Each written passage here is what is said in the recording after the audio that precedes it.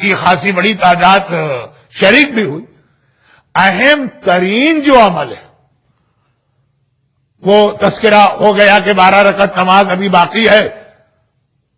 نماز ختم کرنے کے بعد 49 مرتبہ وہ سورے وہ ہو گئے, دعا ہو گئی, زیارت کے اہم فریضے سے بھی فارغ ہو گئے. لیکن اہم ترین عمل یہ نہیں ہے. یہ نعوذ باللہ میں نہیں کہہ رہا ہوں کہ یہ عمل کی اہمیت نہیں, اہم ترین موسٹ امپورٹنٹ سپرلیٹو ڈگری افضل تفضیل وہ ہے کل کا روزہ.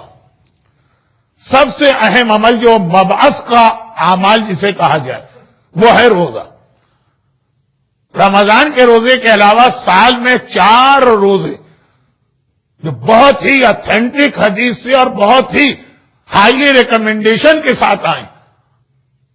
وہ 4 روزوں میں سے ایک ہے 27 رجب کا روزہ, پھر 17 ربیع الاول رسول خدا کی ولادت, اور پھر غدیر کا موقع.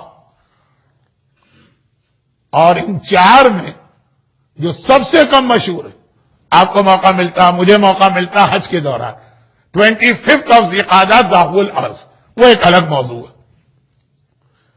ہمارے ہاں جو روزے بہت زیادہ رکھے جاتے ہیں سنت روزے, 13 رجب کا روزہ لوگ رکھتے ہیں, بہت اچھا رجب تو پورا مہینہ روزوں کا ہے. 3 شعبان کا روزہ, 15 شعبان کا روزہ خصوصیت کے ساتھ ہوتا ہے. امام بارگاہوں کی محفلیں اور مختلف پروگرام اس کے اعتبار سے اسکیجول کیے جاتے ہیں کہ آج لوگ روزے سے ہوں گے, افطار کا انتظام کرنا. مگر ان تمام روزوں سے زیادہ اہم روزہ 27 رجب کا ہے. تو کل کا روزہ حتی الامکان.